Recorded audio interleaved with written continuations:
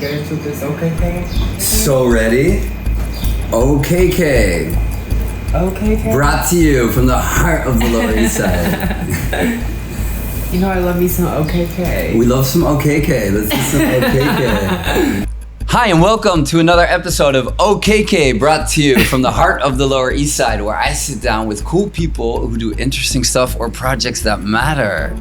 We talk about their world, their expertise, their insights, creative process. We talk about current affairs. Today, I have another amazing guest, Alaska. She's a writer and social media manager at Paper Magazine. It's so good to have you. Thank you. I'm so happy to be here. Wow. What is your elevator pitch? Like 1 minute. Who's Alaska? I am a writer, like you said. I'm a little girl from Florida who made her way up to New York City all by herself. Wow. Just a few years ago. Oh my God. Now here I am working for Paper Magazine and got some really cool writing projects in the works. Like I'm really proud of what I'm doing. I feel like I'm doing good. Yeah. So we're gonna hear all about that. But first I wanna go back to Florida because that's where you're from. Yes, I'm from Florida. Don't tell anyone. Okay. Yeah, let's talk about that. That I want to hear. So you're from Florida, very different than New York City. Yeah. So tell me what your world was like growing up. I mean, I grew up in some very specific circumstances. I grew up in a group home that was very religious. Okay. And it was still tied to the family that I was adopted into. So there was just like a lot of layers of like family and religion that were like very restrictive and like very demanding. Wow. Okay. So you were adopted. Yeah. When you were which age? So I was adopted when I was really young, like almost 4 years old, I think. All right. Do you remember anything from your biological? I don't. Don't. Yeah, it's like a blank slate. It's really creepy to me sometimes when I think about it. There's like a red line that I haven't crossed yet. Would you ever want to cross that and like look for your biological parents? Oh, of course. I mean, that's a journey that I'm going to go on when when I'm ready. Yeah, when you're ready. Because that takes a lot out of you, you know? I can imagine. My adoption was a closed adoption as well. So there's like a lot of legal... Okay, closed means that they don't know who the parents were. Yeah, so closed means the parents don't want the child to be able to know who the parents were. It's like, some legal issues just to protect everybody involved, whatever. Yeah. But yeah, so there was just like heavy layers of like faith and family, like growing up. So you were adopted into quite a religious family. Yeah. And do you love your new parents? Do you get along well with them? No. So they were the ones who actually ended up releasing me back into another group home. Wow. When I was 12 years old. Okay. So from 4 to 12, you lived with them, and then you went into a new group home. Yes. In Florida. Yeah. And so then from 12 to 18, I lived in a group home, which was kind of like a boarding school, kind of. I lived there with like a bunch of other kids. Yeah. And it was, you know, very religious, and it was very traditional, very conservative, in like ways that you cannot even imagine. And so... like the opposite of the life you live now. Exactly. And so like when I was growing up, you were taught how to sit, how to stand, how to talk, and when to do all of those things. And now being able to just like not... think about it at all. Like you just live. Like feeling things is just like part of being a human. Yeah. It's surreal. And I know it feels kind of gauche or kind of corny to be just kind of like, oh my God, I'm finally free. But like, I am, you know, and like it takes a long time to like understand what that really means and like to be free. Yeah, because you know the difference. When was the first time you were like, okay, I feel free? When I left was the first time. Because you were there till when? Until I was 18. I had no other choice, you know. I was a minor, so I didn't really. And then after that, you moved to New York. No, I stayed in Florida for a little while, and then I had a few other little living situations that were a little crazy, and my book is going to be... major. My book is going to be thick, so you guys will get all the dirty details, but no. Yeah, I moved around for a little bit until I was 20, and then I moved to New York when I was almost 21, but not quite. So I've been here for 4 years, I think.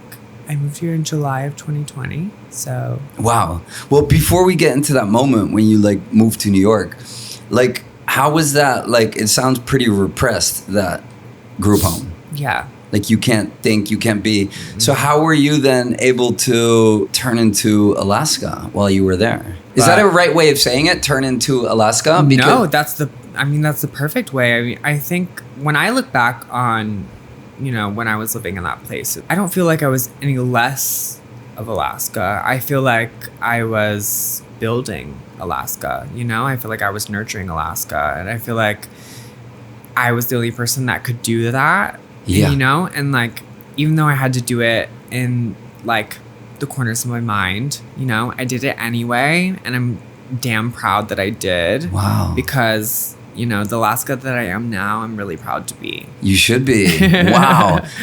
But so you were there and you had no reference points because there was no one around you like that. Yeah. So, I mean, it was very sheltered. Like Were you able to a little bit be yourself because you are rebellious? And that, I mean, in the like most slightest ways that are like kind of inevitable, like, I mean, I sound how I sound. Yeah.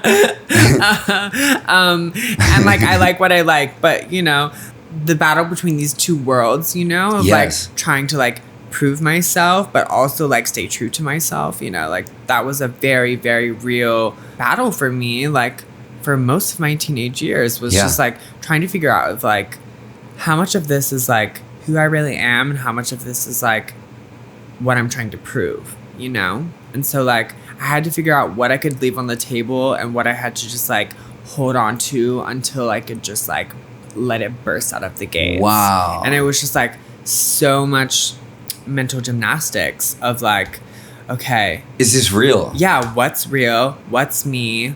What am I doing to survive? And what am I doing to, be who I am? Be who I am, and that's, wow. You shouldn't have to be doing all of that when you're 13 years old. That must have been so heavy. Yeah, but I did it, and I'm damn proud that I did. Wow. Because when is the first time you were like, oh, I may be Alaska? Like, what are the first... It's funny, actually. I was driving home from a concert. I had like a 13-hour drive ahead of me, and I had just driven like halfway across the country to go... In Florida in the South? No, I was living in Oklahoma at the time. Okay. I had fled to Oklahoma to live with a friend that I met on the internet. Amazing. And I had gone to see Kim Petras. Amazing. On her first headlining tour. I saw her like a few nights in a row or whatever. And I was driving home and I was just like listening to music. And then just like all of a sudden something hit me like a truck. And I was like, oh my God. I was like, wait, like... this feels right. Like, I know that I'm not who I want to be yet, but I know that there's something in there that's a lot bigger than I am right now. Wow. And so I literally pulled over and I called my best friend and I was like, I don't really know what I'm feeling, but I feel like something's about to change. And it did. And that was in 2019. And that was when I started transitioning. Wow. And so that was all after the home, right? Yeah. Okay. This was in the in-between years. Yeah. Yeah. And it was just a matter of like reaching really, really deep inside because like, again, like you said, like I didn't have any point of reference. No. Like I was driving across the country to see Kim Petras because that was one of the only successful like trans stories that I even knew of, you know? And that was like, that felt so far away from me. So I had to like, I was chasing it, you know? And so when I was driving back home, I was like, wait, like I see myself in that. Like, wow, that's so cool. So she really inspired you. Love you, Kim. Yeah. Did you ever tell her that? Yes. She's a girl. Love her. Wow, I think so cool. Choosing to be Alaska has been the most like liberating, like creative process of my life, you know, because I got to like really dig deep inside of myself and see someone who wasn't able to bloom where they were planted. And now that I have like the tools to do that. Like, I'm not just blooming, bitch. Like, You are shredding. You're making a whole forest. Exactly. Yeah, like, you know what I'm saying? Like, it feels so good to, like, be so far on the other side of that, to, like, be able to look back and to, like, very, like, intentionally just, like, explode. Yeah. Like, just, like, take everything that I ever wanted and that I ever held on to, and to know that, like, this version of me right now is that comment that sorry. Yeah, I love. It's real. The flower blooming. Like, yeah. The me that I am now is what I was holding on for, you know? And, like, I didn't know that. I didn't have a clear, like, vision of it, but, like, I am that now. Yeah. And so, like, and that, okay, so the first time you really discovered it was after you came from the home, right? Or was it already during? I mean, like, how does that go? Because, like, I remember being gay, and there was, like, the only gay people that we knew about was, like, the hairdresser or something, right? But I felt it was so different than me because it was kind of before the internet. Right. And, yeah, then all of a sudden when all those doors did open, you were like, oh, that could have been easy, but it just felt really far away. But I can imagine for you, because that's funny, you're also now a social media editor, but you did not have internet. You weren't allowed to have internet during the thing. So where did you find your references or who you want to be or inspiration? I mean, I definitely was, like, sneaking on the internet. Like, I was like clawing for, like, anything bigger than what I was being given, you know? Like, I was doing my best because I knew that there was more. Yeah. I knew that there was more. I knew there was bigger. I knew there was better. And so, like, any chance that I got, and no matter how much trouble I got in, like, I was reaching for it. What's the most trouble you ever got in at the school? Just give me something bad you did.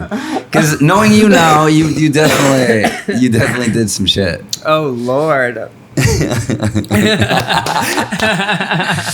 Oh, I mean, there were nights that we snuck out to go have bonfires that we were not allowed to. There was nights that we snuck out to go to parties because, you know, in Florida they party in the woods. Oh, really? Yeah. Okay. Florida is quite crazy, right? Yeah. So I was like a teenager, just like running through the woods, like meeting people in the back of their pickup trucks in, like, the middle of the night to go, like, smoke weed and drink beer, which is just, like, so gross. Wow. And did you hook up with people then? No, I mean, I knew I was gay, so I was, there was some, you know how kids are, but. Yes, okay. Yeah. But when is the first time then you were really with a guy that you, like, touched a dick? And that's my reference point. I remember. Yeah. I mean, when you put a bunch of boys. Oh, because it was all boys. Yeah. Oh. Okay. Yeah. I'm like, when you put a bunch of boys in the same home and there's no girls around. Wait, you know what's really funny? Just because I've always seen you as, I know you as Alaska, so I just, in my head, it was taking that you were there at an all-girls school. But of course, it was an all-boys school. Oh, my God. Wow. Yeah. Okay. But were you able to liberate other people? Because I'm sure you have always been a free thinker, and you are entrepreneurial, and you do shit. Yeah. I'm sure you did inspire people. I have had people who have reached out to me and been like, you know, like, you made me feel like I didn't have to conform, because the whole mission of the place that I went to, their slogan is, it's better to build boys than it is to mend men. So they had a very specific mission. Well, they didn't really do a good job with you. Exactly. So that's my thing, is like, I'm a success story. Yes, like, you're such an inspiration for so many people. That's what I'm saying, is like, they didn't get to build the boy that they wanted. They didn't get, you know. And definitely not to mend the man. And so, like, I feel so blessed that, you know, anyone can just hold out, hopefully, you know. But, like, I feel like I'm doing a damn good job, and I feel like I'm making a life for myself that I'm really proud of, and a life for myself that I dreamed of, and it hasn't even been that long. So I'm You're so on the right track. That's why I'm so excited. I'm really proud to have you here. Thank you. And okay, but the parents that adopted you, are you still in touch with them? Are they proud of you? No. So I stopped talking to them when I was 18. I was ready to just nip it in the bud. When I was ready to step foot into the world, I realized that the past years of my life in that institution had just been so unfair that I needed my space from the people who had made it happen. You know? And so like it's been a long time. Yeah. And so it's been just me in this big old world. I'm really proud of myself. I am really close with my last set of house parents. Okay. From the home though. They don't work there anymore because they stuck it out to take care of the ones that they met while they were there. And then they left and they built their own family. Oh. And now I'm very, very close with them. That's cool. And they are so supportive of me and my journey and my transition. And they have really shown me what God's love can really look like. Because like they love me for being Alaska. They love Alaska and they trust Alaska. And I think that shows so much more of like what God's love can really look like than like whatever like rule book. So it almost made you. Do you believe in God? Is it Christianity or?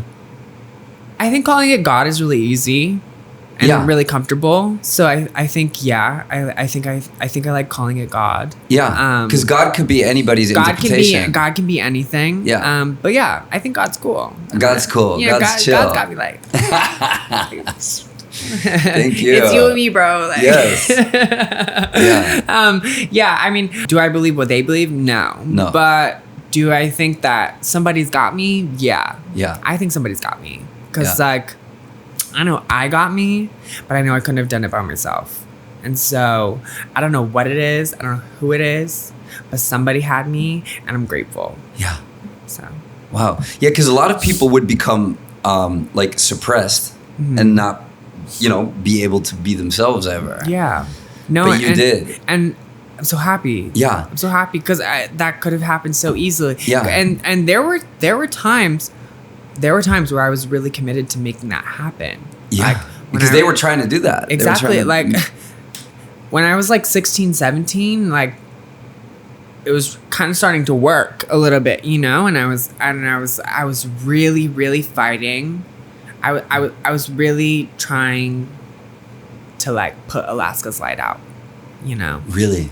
And like because they were trying to. Yeah, and it started working, because like wow, when you just like are taught that your whole life, it's so hard not to believe it. It's the only thing you know. Yeah. And to believe innately that like who you are is wrong and like punishable. Yeah. Like it takes a lot of fucking grit to be like, well, I'm gonna do it anyway. Yeah. And I did. Yeah. But it took a while. Yeah. It took a while. How did you end up in New York City? So the world was in shambles. I had just moved back to Florida after my stint in Oklahoma. Okay. It was like the Twilight Zone. Okay. Yeah. And I just moved back to Florida. And then COVID happened. And I was like, oh shit. So I moved here in late July because I was bored as shit at the house after my Amazon shift, and I was just making TikToks, and I just So you were working at Amazon and making TikToks? Yeah. So during the pandemic, I lost my job and I lost my housing. So I was like living in the spare room of this girl that I had just met like a few weeks ago. Okay. And had just moved like 45 minutes away to get a job closer to Amazon because it was the only place hiring during the pandemic and they were paying really well. Yeah. And it was like 12-hour shifts, like back to back to back. What did you have to do? I was working in the warehouse, so I was like packing all the boxes. Putting the packages and like shit like that. Like it was like insane. Wow. And I was just like doing what any normal person was trying to do during COVID, and just like try not to go insane. So I was like on TikTok a lot, and I was like on the internet a lot, and I was like putting myself out there. And I started to get scouted by modeling agencies. Wow. Which is just like, as a little girl in Florida, that's like Yeah. It's like, whoa. It's like, so you got a message on TikTok. Someone's like, hey, we like you. yeah. So, my good friend, Mark Sebastian, shout out Mark Sebastian. We love Mark Sebastian. Mark Sebastian found me on TikTok and put me in touch with his agency at the time, and had a few meetings with them. And I was like, you know what? If they think that I got it, I fucking got it. Yeah. And so within a matter of, I would say probably like a month. I don't remember the timeline exactly, but it was very quick. I quit that job at Amazon. Okay. I sold my car to the junkyard for $500. Good deal. I bought a Spirit Airlines ticket to New York City, a one-way, for $34. Oh my God, those are deals you don't see anymore. And I booked an Airbnb in New York for 1 month.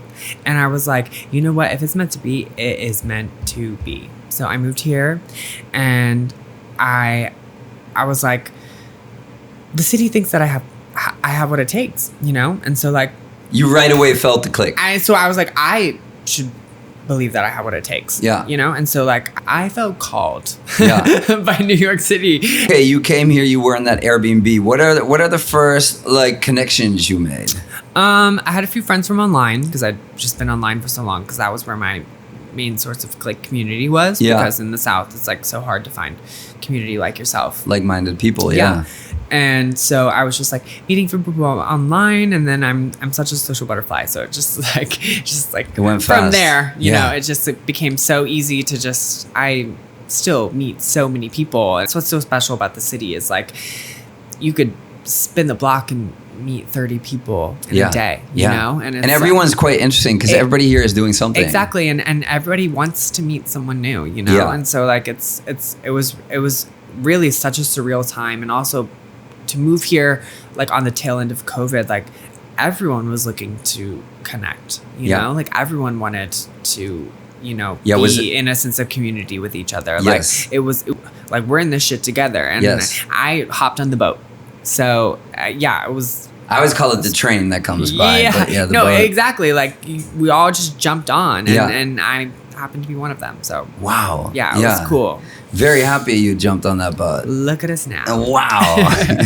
Yeah, because I have the feeling you've been living here for way longer. Like I'm feeling like I know you since like 2015, but yeah, I guess no. I was in high school. Yeah, in Florida. Whole different world. Can you believe it? Damn. No, yeah. When people talk about like parties that were happening in like 2015, I'm like, I was literally in the womb. Yeah. Like I was in the woods. You were in the woods. Yeah. Making bonfires. Wow. The thing about New York is like there are so many people here who have a story like mine. Yeah. And that is like so, it sucks. Yeah. But it's so liberating. Yeah. I think that there's something to be said about the resilience of like choosing to flee to somewhere where you know that like it takes grit, but like if you have it, like you can make anything happen for yourself. Like anything can happen here. Yeah. Like I really want to fucking make it, you can. Yeah. And I feel like I'm making it. You are. I always say if you cannot make it here, you will not make it anywhere. It's kind of the opposite of what they always say, but it's kind of like you have all the tools and all the cards here. Yeah. And once you tap into that, you know, you just have to play them right. Yeah. That also gives pressure. But because how would you like describe our group of like community of friends, artists, whatever you want to call them? Like for someone that doesn't know about it, how would you describe it?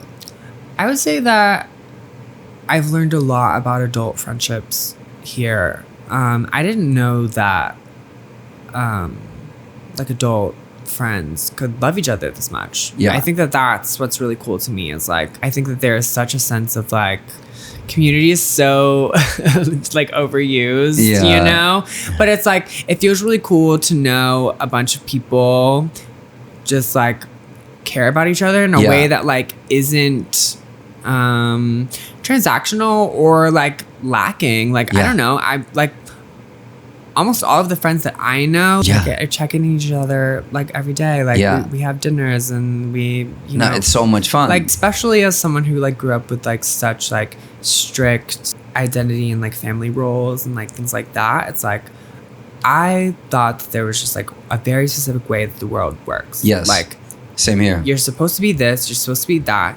You grow up, you go to school, you get married, you love God, da da da da. You have your family, this, that, or the other.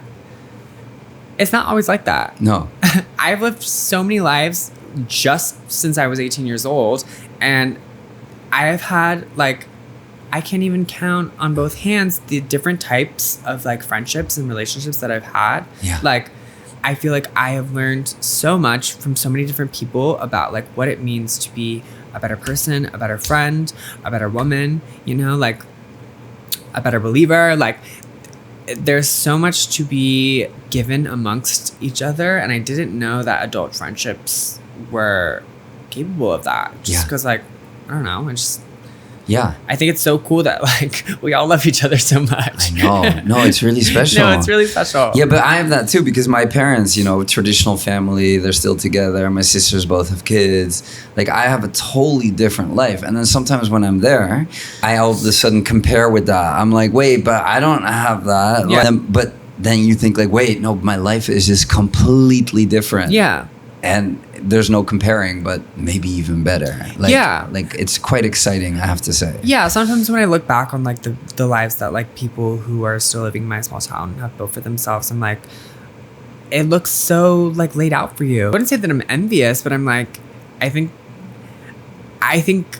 a different version of me would have either hated them for that or would have been jealous that I didn't have it. But now it just kind of like, I think it's really beautiful that my life path is different. Yeah. Like, I feel really blessed that like my life path was bigger than my small town. Like, I think. I know. Imagine you were still in your small town. Oh God. You'd be very active with the church. Yeah. ep5. Do you go to church here? No. I don't know if I will. I think it would be fun. Maybe I would probably have to go to like one of those like crazy like Hillsong like mega churches where they're just like so kooky and culty, as opposed to like, because I think if I went to like something traditional, I would just like freak out. Just like, ew, like, oh. Yeah. But if I went to something just like really sappy where they were just like, God loves everyone. Yeah. Like, I think I think that something like that would be fun, where they just like sing like Christian rock and shit. Like, that's I don't know. cool. Like, I think something like that, just to tap into if I was like bored on a Sunday, maybe. But I think for me, like, God is a lot smaller than that. I think God like is right here. God is in your heart. Yeah. Yeah. Yeah. I think it's more about that for me. Okay. But coming out of basement and then going right to the church could be nice. Exactly. Yeah. Wow. Okay. So, and you're shredding it here. Like, tell me about Paper Magazine.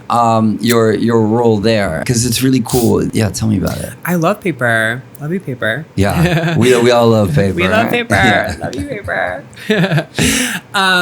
Yeah. My friend sent me the job application, and I was just like, bitch, I'm online all day, every day anyways. Yeah.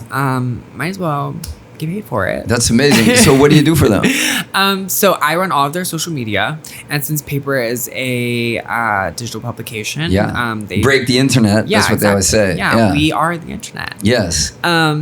Yeah, so since paper relies on social media to promote their publishing, I promote everything that they publish on their socials. So I'm logged into all of their socials, and I promote everything that they publish each day. Cool. So whatever you see from paper has gone through Miss Alaska Riley. Damn. Yeah, I like write all the captions and read everything that they publish so that I can figure out what's the best way to share it with the world. Wow. Yeah, it's really fun. I really love it. Yeah, and it really brings all your magic together of your writing, your social media, your persona. Yeah, it's really fun because like they do give me a lot of creative liberty. Like, if I'm waking up and I'm in a little sassy mood and I just want to post something silly, they usually let me. And then when we have, like our shit that we need to post that day, like I feel like I've gotten into a pretty good routine of,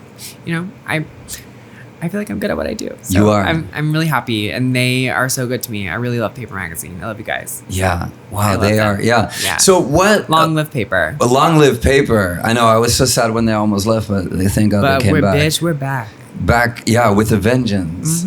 So what are like subjects that like are like cool or like trending that you like to write about for paper or shed your light on? So I've only done a few of my own writing for paper. I did get to cover my good sister Hari Neff. Her last trip to the Met Gala with H&M. I got to interview her and talk about that relationship and like her return to the Met Gala, which was really cool because like Hari is so special to me. Yeah. And it was really fun to just talk to her. I was sitting next to her at the Madonna concert. Oh, fab. Yeah, it was really amazing. Love her so much. Yeah. It was like really cool. And then like our good sis Tate McRae. Okay. I got to interview her for paper, which was really cool because like I think she's poppin'. She's the moment. She's cool. Yeah. And I have a very special project in the works, which will be coming out soon for paper. So it feels really good that like. If you were allowed to interview one person, who would it be? Like your dream? Oh, Mamala.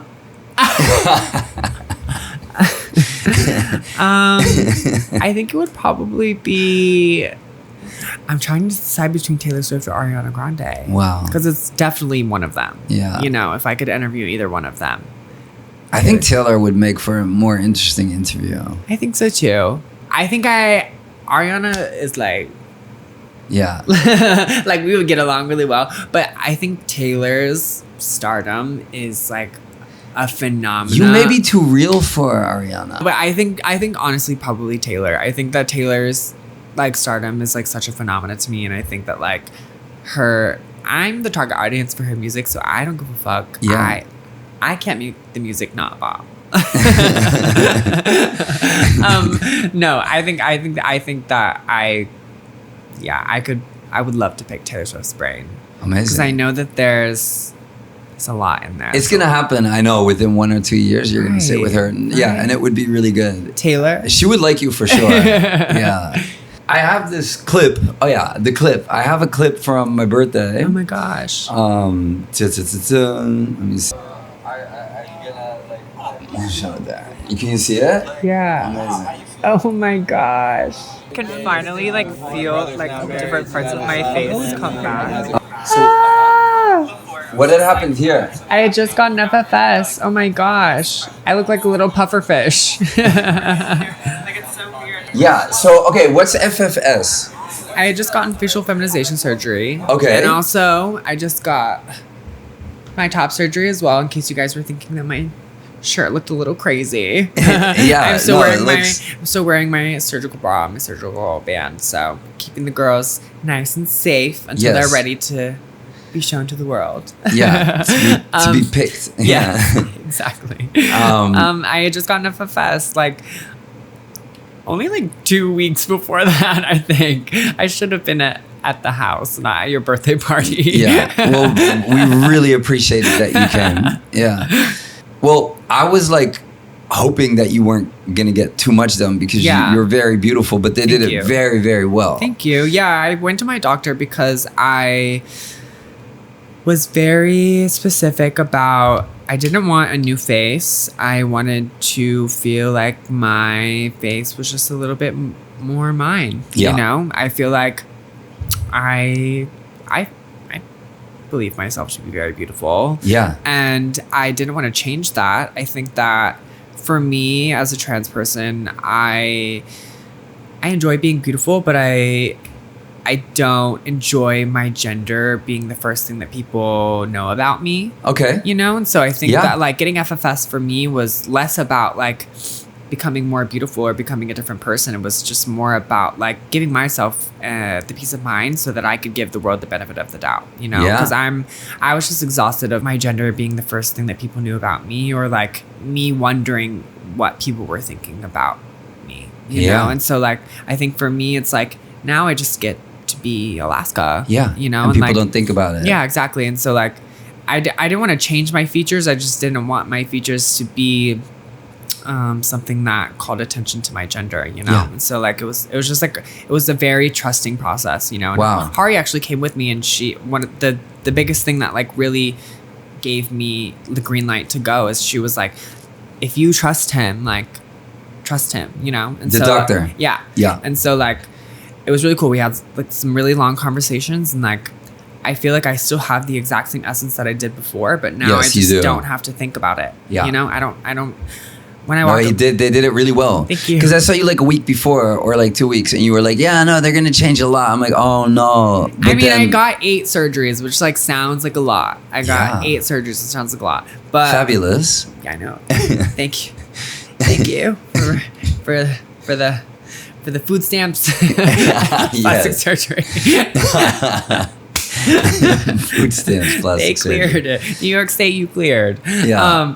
No, yeah, I mean, I was obviously scared too, you know, Yeah. because like I didn't want to come out looking like a different person. No. But And has it changed how people perceive you? yeah, Yeah. it definitely has. I mean, it hasn't solved every problem, but that's just part of the game. Which problems? Sorry, you say it hasn't solved every problem. I think just like as an adult Mhm. who happens to be trans, I just like, I don't think, I love being trans. Yeah. And I don't mind if anyone and everyone knows. But my thing is, if I'm just walking to the deli, if I'm just getting into a train car, if I'm walking into a room, like, until I tell you, there's no real reason for you to know. Yeah. You know, and I feel like since getting FFS and also now getting my top surgery, I feel like for me, my surgeries are less about proving myself to anyone, but maybe just like giving myself a little bit more of a peace of mind when I'm leaving the house, you know, or when I'm entering a room, because it's like, I'm so proud to be Alaska, but I want to be Alaska first, not, you know, whatever preconceived notion you might have when you look at my face or you Totally. you know, whatever. Like, I think it's so much cooler to be able to own my transness than to have to just like wear it. Yeah. You know, like it's so much cooler to just like be a fabulous and successful trans person than to just be like walking into a room and everyone just like, that's the first thing they know about you. Yeah. You know, it's like, that's only one part of me. Yeah. Like, And then in New York, that's still kind of fine. But then how is that when you travel? Like, do you go back to Florida? I've gone back twice. Okay. And like, it's interesting because like, you can tell when you're the first trans person that someone has seen, or like you can tell when people are like thinking about your gender or like whatever. And like, obviously there are places that I wouldn't go alone. There are things that I wouldn't just like do by myself in Florida, you know? Like what? I mean, just like go on a long walk at night, you know, Okay. or like whatever. Because it could be scary. Do you Yeah. feel unsafe? So then, in certain situations? I think then it was just a matter of like, everyone knew that I was trans, or everyone knew that I was like queer, you know? So And back when you were a teenager. well, just like when I've gone back as just like a different version of myself that Got I it. am now. you Okay, know? got it. And like, just like maybe not further along in my transition, it's like that takes a certain sense of self, because you have to just kind of like accept the fact that when people look at you, they know. Yeah. You know? And so like, I think even in New York too, like there are so many trans people here that like everyone kind of like knows what to look for. Yeah. You know? Like Yeah. they've seen so many of us that they kind of know Yeah. what to look for. So like even in New York, sometimes I'm just like, oh damn, like Yeah. whatever. But I think that's just how the world works. Like, I don't know. I don't have anything to prove, but if I can make my life a little bit easier, I'm gonna do it. Totally. And also like, who doesn't want new tits? Like, Yeah. Yeah. No, I mean, it looks amazing already. thank you. I got a little sneak peek You got a yesterday. sneak peek? Yeah. Wow. You guys aren't getting a sneak peek. Sorry. No, not yet. Not yet. So, and what would be like your future plans? Like, what would you like this whole journey to progress to? My biggest dream is to write a book. I definitely want to write a book About your life? About my life in Florida. Yeah. For sure. That would be really cool. Yeah, my time spent in Florida will be on paper one day. I'm telling you that right now. Yeah. So that's my biggest dream, and I know that takes a long time. It takes a lot of investment. It's not an easy feat, but that is. Yeah. I'm no stranger to doing something that's hard, so I'm Yeah. gonna do it. Yeah. And so you get yeah. it done. Yeah. Yeah. So I definitely want to write a book. I'd love to be in a movie one day. I'd love to just, I don't know. I just want to live my life. Like, Yeah. and I feel like I'm building a life here. And I think that like life is so vast and so like special and so like divinely like guided that like I don't know, I don't have a dream life anymore because I'm living it. Yeah. You know, and so I'm really open to, you just want to keep it going. Yeah, I just want to keep being Alaska. Like Yeah. I'm just really happy to be Alaska, and I'm really happy to be loved as Alaska, and I'm loved and so well and then so like especially like I just want to keep doing what I'm doing and just keep letting what happens because like the past 4 years have like literally been like more than I could have ever dreamed of. So if I can't even imagine what the next 10 years are gonna look like. Yeah. No, totally. Hey, and then because you were saying that you moved here during the whole Black Lives Matter protest. Yeah. And you go to protests a lot. So what does that mean for you? Just as someone who's raised so conservative and as someone who was just like told how to think and told that there was a right and wrong, there was us and them. I think for me, like as someone who felt like no one was fighting for me when I was literally trapped in the woods in Florida being told crazy things about myself. Yeah. And treated crazy ways. Yeah. How were you? Sorry, what were they telling you about you? You call it crazy, but can you? I mean, just like being told as a child that like who I am is wrong and who I am is punishable, you know, and being punished for being a child. Yeah. Is intense, and to feel like no one was fighting for you and to feel like no one was rooting for you. I think that has kind of like translated as I've gotten older into like, I don't know, when I see people that are hurting, I see people that are struggling, like it just feels natural to me to stand up for what you believe. Stand up for that. Yeah. You know? And like I think removing politics from it also has been very liberating for me as well, because like I don't really operate politically. I think that that's not my calling. No. But I think what is you wouldn't be the next Mamala. Shut the fuck up. But I think what is my calling is like a conviction and like a humanity that is like very intentional. When I see something that's wrong, like it just feels natural to me to be like, this is wrong. You know, when I see people that are hurting, when I see people that are like, when I see something that feels wrong, like it just feels natural to me to be like, to spill my heart and to be hurt for them, like because it hurts me, and because I know what it's like to like have an agenda pushed on you and to have like violence like inflicted on you, and I feel like if that like struggle is interconnected in any way, like I don't want to lose like my tap in, you know, like I feel like it's so important for like that little person, that little kid that I'm still tethered to. It's like so important for me to just like stay convicted to like what pulls at my humanity. Yeah. You know? Yeah, no, totally clear. So, okay, what is like, could you share like what was your most like memorable like night out or some party or? It's crazy because like going out also is just like such a huge part of my life that it all kind of just like runs together. Because it's inspiring, no? It's such a big part of the city. It's so fucking cool how much queer people want to have fun. I know. Like, we just want to have fun. Yeah. I love having fun.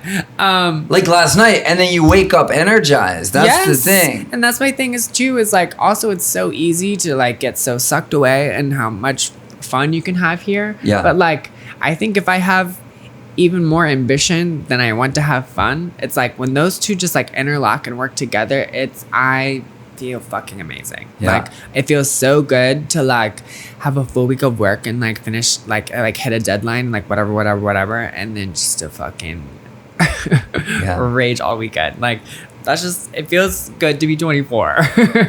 Yeah.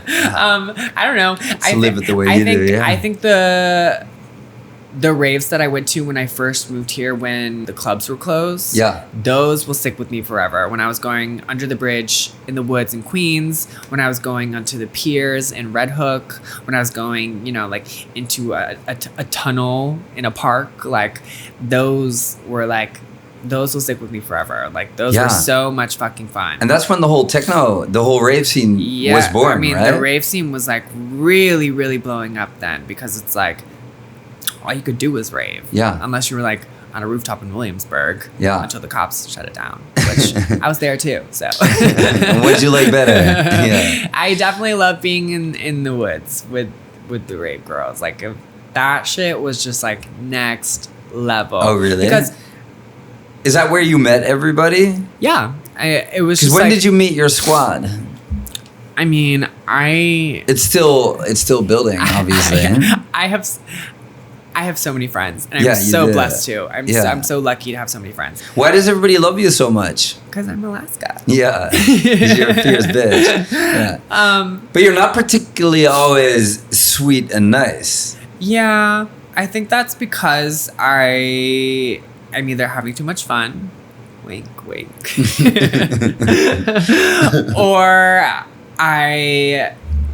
or also like I'm just so sensitive, so I might be just like moody or like going through my own shit, like on my own journey. Yeah. I don't know. I'm a girl who meets a lot of people, so you might just not always meet me at the best moment. That's okay. That's okay. I'm sorry. Yeah, because you will Do you meet still you love me? again. Oh, I love you. No, yeah, I'm the same way. But I do my best to be kind to everyone that I meet. I do my best, but I'm not always in the best mood. Then that's just because I'm a moody girl. Okay, what are what could be like a struggle in New York City? Like, what's tough here? I don't know. I guess I haven't really thought about. That's great. Yeah, that means it's I'm going like, well. Yeah, I'm things that make New York hard make it worth it. Perfect. So I don't have anything to complain about. No, that's great. Wow.